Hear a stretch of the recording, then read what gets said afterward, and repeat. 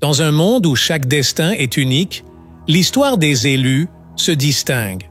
Dotés de talents exceptionnels, ils redéfinissent notre réalité, agissant comme des forces de changement dans notre histoire collective. Pourtant, malgré leur contribution inestimable, ils font face à une incompréhension et à une opposition marquée. Mais pourquoi ceux qui diffusent lumière et sagesse subissent-ils une telle aversion injuste? Au cœur de notre sujet, nous examinons les fondements spirituels et psychologiques de cette animosité pour élucider les enjeux complexes. Notre exploration va au-delà de la simple compréhension des élus. Elle cherche à révéler les zones d'ombre de la nature humaine qui se dressent vigoureusement contre eux. À travers cette analyse, nous espérons éclairer les défis rencontrés par les élus et les mécanismes internes de ceux qui leur sont opposés, offrant ainsi une perspective enrichie sur cette dynamique fascinante. Première raison, la reconnaissance du potentiel intérieur. Lorsque nous scrutons les causes de l'aversion envers les élus, un élément crucial se dévoile. La reconnaissance du potentiel intérieur. Les élus brillent par leurs dons exceptionnels et leur sagesse profonde, les distinguant clairement du commun. Ils incarnent ce que Dolores Cannon définit comme l'évolution avancée de l'âme, souvent vue comme des âmes anciennes enrichies par les leçons de multiples vies. Paradoxalement, ce qui devrait inspirer et élever autour d'eux peut, de manière surprenante, engendrer un ressentiment intense. La raison? Les attributs remarquables des élus servent de miroir involontaire, mettant en lumière les manques et les aspirations non réalisées des autres. Cette révélation de l'inaccompli, loin de simplement susciter l'envie, souligne une insuffisance personnelle, ravivant la douleur des objectifs non atteints. Selon Dolores Cannon, l'exemple des âmes évoluées peut éveiller une conscience aiguë de nos propres limites spirituelles, transformant potentiellement l'admiration en une réaction négative. En reflétant simplement par leur essence les manquements des autres, les élus exacerbent involontairement des sentiments d'infériorité, poussant certains à convertir leur aspiration en hostilité. Le ressentiment envers les élus ne vient pas tant de ce qu'ils sont, mais plutôt des frustrations personnelles de ceux qui les regardent. Les élus, par leur simple présence, rappellent aux autres leurs propres aspirations non atteintes ou leur peur de ne jamais réussir. Vivre dans un monde où l'on est constamment mesuré et comparé aux autres peut rendre difficile d'accepter ceux qui semblent atteindre facilement ce que l'on désire ardemment, provoquant ainsi ressentiment et parfois même hostilité. Deuxième raison, les sentiments d'infériorité ou de diminution personnelle. La reconnaissance des talents extraordinaires chez les élus peut paradoxalement engendrer chez certains non pas de l'admiration, mais un sentiment d'infériorité ou de diminution personnelle. L'interaction avec les élus peut devenir une expérience amère, transformant ce qui devrait être une source d'inspiration en un puits de frustration et de désir insatisfait. L'aura remarquable des élus, leur charisme qui attire l'attention, joue également un rôle dans le sentiment de ressentiment à leur égard. Ce charisme, peut-être le reflet de leur avancée spirituelle, crée une attraction naturelle, faisant des élus le centre d'attention dans presque toutes les situations. Cette capacité des élus à se distinguer naturellement, même sans effort, peut avoir des effets inattendus sur les dynamiques sociales, en particulier dans un contexte où être vu et reconnu est hautement valorisé. Les autres peuvent se sentir moins importants ou invisibles à côté des élus, exacerbant ainsi les sentiments d'insuffisance et de jalousie. Troisième raison, se sentir moins valorisé ou secondaire en présence des élus. Les élus se démarquent naturellement par une énergie qui attire l'attention, les rendant uniques dans n'importe quelle situation sociale. Ce charme particulier peut, sans le vouloir, affecter comment les autres se perçoivent eux-mêmes. Dans un monde où être remarqué est crucial, le fait que les élus captent l'attention si facilement peut amener les autres à se sentir moins valorisés. Cela va au-delà de se sentir éclipsé. C'est une question de se sentir complètement invisible à côté de l'éclat des élus. Même sans intention, les élus peuvent involontairement amener les autres à se sentir secondaires, moins captivants ou indignes d'intérêt. Selon Dolores Cannon, l'énergie qui émane d'une personne affecte son entourage, et chez les élus, cette énergie forte peut involontairement mettre en lumière ce qui manque chez les autres. La racine de ce ressentiment est subtile. Elle ne repose pas sur les actions des élus, mais sur leur essence même. Leur présence soulève un sentiment d'insuffisance, de ne pas être à la hauteur. Cette dynamique est encore amplifiée dans les groupes, où les élus, même silencieux, attirent naturellement l'attention, donnant plus de poids à ce qu'ils disent ou font. Quatrième raison, la perception d'injustice dans le charisme et l'attractivité des élus. Cette situation peut engendrer un type de ressentiment qui ne repose pas sur une aversion personnelle, mais sur une perception d'injustice.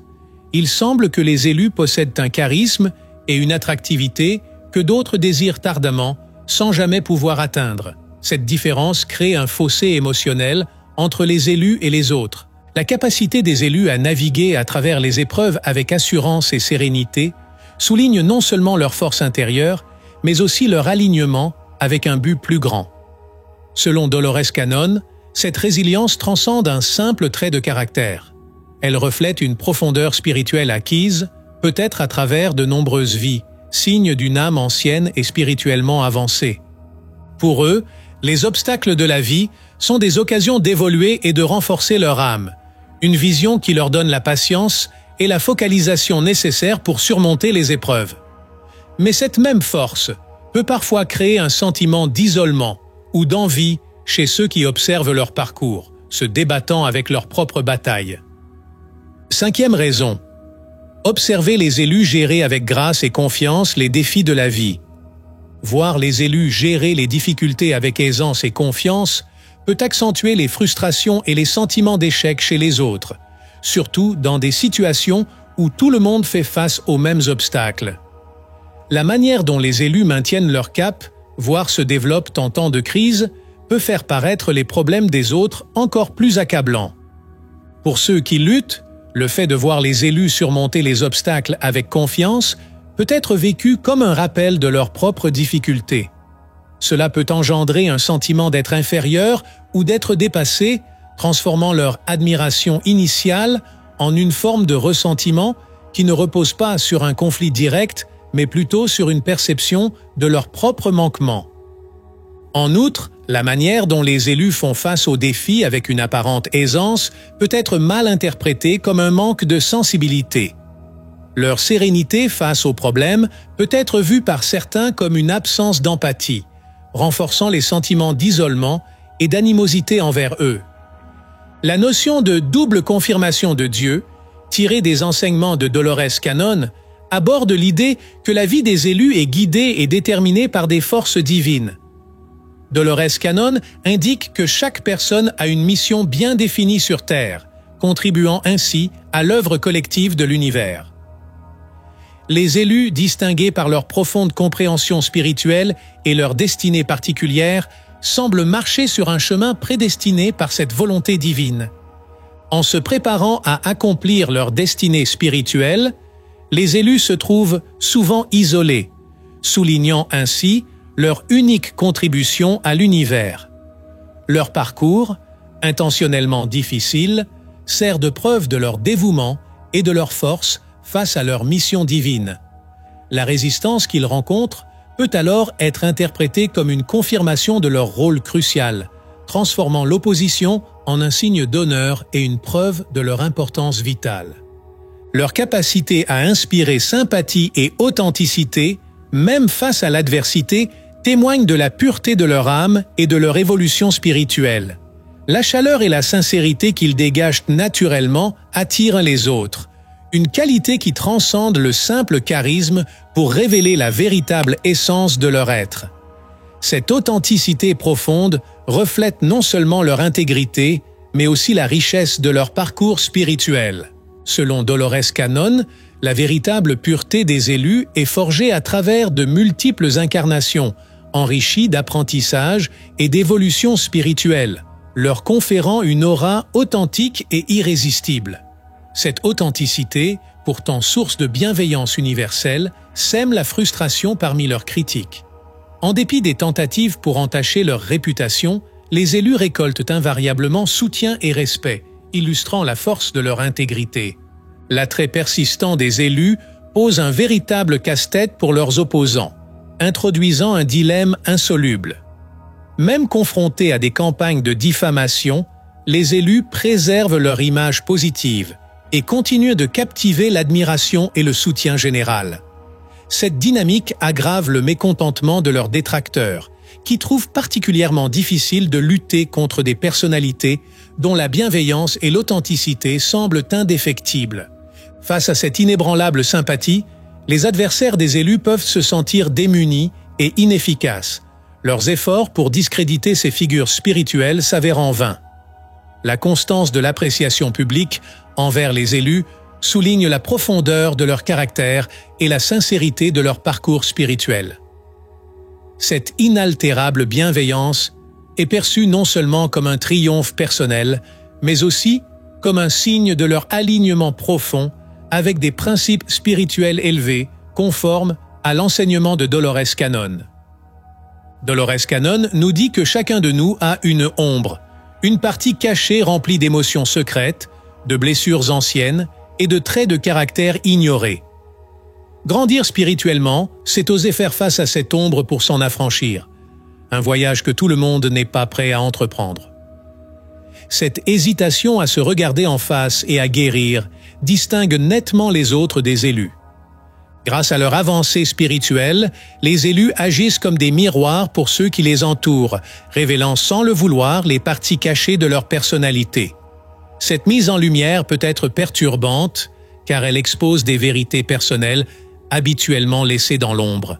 Bien que ce soit un moment inconfortable, c'est un passage crucial pour la croissance personnelle et spirituelle. Cependant, cela peut aussi causer une gêne et conduire à l'évitement des élus. Sixième raison, des élus en tant que miroir des conflits et des insécurités cachées des autres.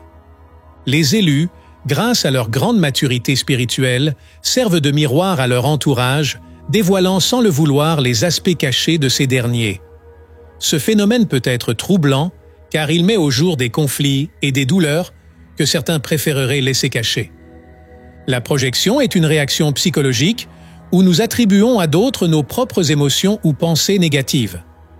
La simple présence des élus peut, sans que nous en soyons conscients, activer ce mécanisme, poussant ainsi à projeter sur ces individus spirituellement élevés des sentiments tels que la jalousie ou l'irritation. Ainsi, les élus absorbent souvent malgré eux cette négativité projetée. Selon Dolores Cannon, cette interaction va au-delà de simples relations interpersonnelles et touche à l'essence de la croissance spirituelle de chacun. Pour les élus, faire face à cette négativité est un véritable test de leur force intérieure, leur capacité d'empathie et leur compréhension profonde. Ce défi encourage les élus à demeurer vrais à leur chemin spirituel et à pratiquer la compassion, reconnaissant dans ces projections les signes des conflits internes et des souffrances dissimulées chez les autres. Pour ceux qui projettent, c'est l'opportunité, bien que complexe, de se remettre en question et de commencer un chemin vers la guérison personnelle. Même si elle commence par de l'hostilité, cette interaction devient une chance de croissance personnelle et spirituelle, aussi bien pour les élus que pour ceux qui les côtoient.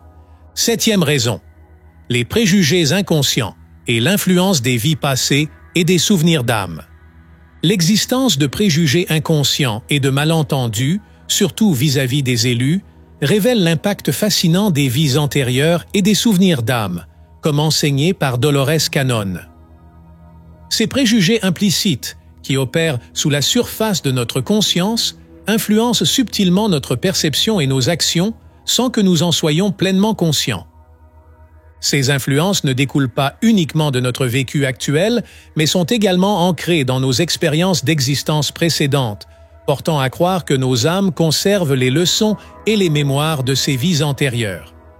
Ces réminiscences peuvent façonner de manière significative la façon dont nous interagissons avec les autres dans notre vie présente, parfois sans que nous en saisissions la portée. Ainsi, Une animosité inexplicable envers un élu pourrait trouver son origine dans des interactions passées entre les âmes, suggérant que nos réactions actuelles pourraient être le résultat de dynamiques antérieures non résolues. Cette perspective s'inscrit dans l'idée des contrats d'âme, selon laquelle nous nous engageons, avant notre incarnation, à retrouver certaines âmes pour résoudre des conflits ou favoriser notre évolution spirituelle commune. Imaginons qu'une personne éprouve une hostilité inexpliquée envers un élu. Cela pourrait découler d'une interaction complexe dans une existence précédente. Selon le concept des contrats d'âme, ces accords préalables à notre incarnation actuelle nous destinent à retrouver certaines âmes pour résoudre des désaccords antérieurs ou favoriser notre développement mutuel. La jalousie et l'envie, selon Dolores Cannon, sont des manifestations d'une énergie de basse vibration qui reflète un sentiment de manque et une déconnexion avec notre essence véritable. Ces sentiments, exacerbés par la présence des élus et leur succès, mettent en lumière nos propres insécurités et notre tendance à nous comparer aux autres. Face à l'éclat des élus, il est facile de se sentir diminué, ce qui peut nourrir une spirale de jalousie et de ressentiment. Cette dynamique est amplifiée dans un contexte social qui met en avant le succès matériel et les statuts. Dolores Cannon nous invite à voir ces interactions non pas comme des occasions d'envie, mais comme des invitations à transcender notre ego et à nous concentrer sur notre propre parcours spirituel. Dans un monde où l'apparence et le succès sont rois, l'existence des élus, éclatante et louable, peut représenter un obstacle pour ceux qui se comparent à eux. Cependant, selon Dolores Cannon, cette confrontation doit être vue comme une chance de croître spirituellement, nous invitant à aller au-delà des comparaisons superficielles pour accueillir notre propre développement personnel.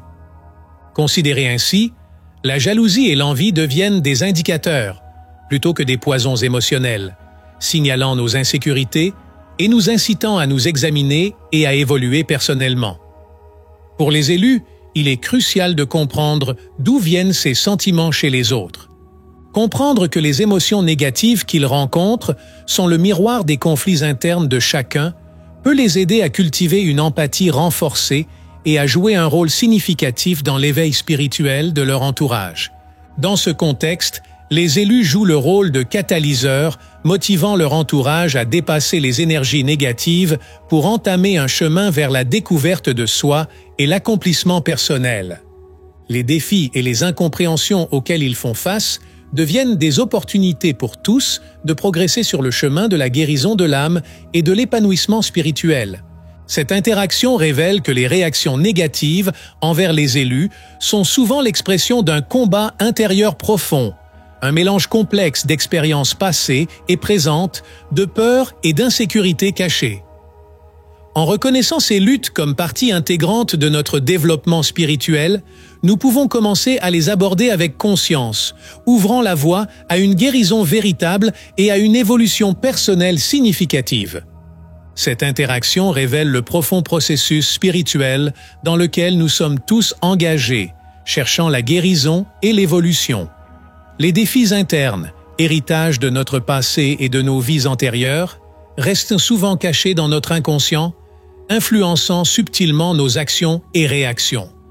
La rencontre avec les élus, incarnant ce que nous désirons ou admirons, peut réveiller ces conflits endormis, nous confrontant à nos propres manques ou désirs inassouvis. Cette confrontation, bien que se manifestant par de l'animosité, est en réalité une invitation à explorer nos conflits internes. La présence des élus fonctionne comme un miroir, réfléchissant nos propres vulnérabilités et insécurités. Ce processus, bien qu'inconfortable, nous pousse vers une introspection nécessaire, parfois exprimée à travers une animosité mal orientée contre ces mêmes élus. Ces moments de friction sont des opportunités précieuses pour un travail intérieur profond, nous permettant de reconnaître et d'affronter nos propres peurs et insécurités. Pour les élus, comprendre cette dynamique leur offre la possibilité d'exercer empathie et patience, reconnaissant que les réactions négatives qu'ils reçoivent sont le reflet des tourments intérieurs de l'autre. Cette compréhension mutuelle entre les élus et leur entourage invite à un échange empreint de compassion, enrichissant le parcours spirituel de tous. La véritable leçon de ce voyage est que l'évolution spirituelle concerne chacun d'entre nous, nous incitant à réfléchir sur nos propres ombres et à chercher la lumière. En embrassant cette réalité, nous accédons à une compréhension plus profonde des épreuves des élus et de notre propre quête de guérison, nous rapprochant ainsi de notre essence véritable et de celle des autres. Ce parcours vers la compréhension et la guérison est essentiel à notre croissance spirituelle, nous guidant vers une harmonie intérieure et une meilleure connexion avec le monde qui nous entoure.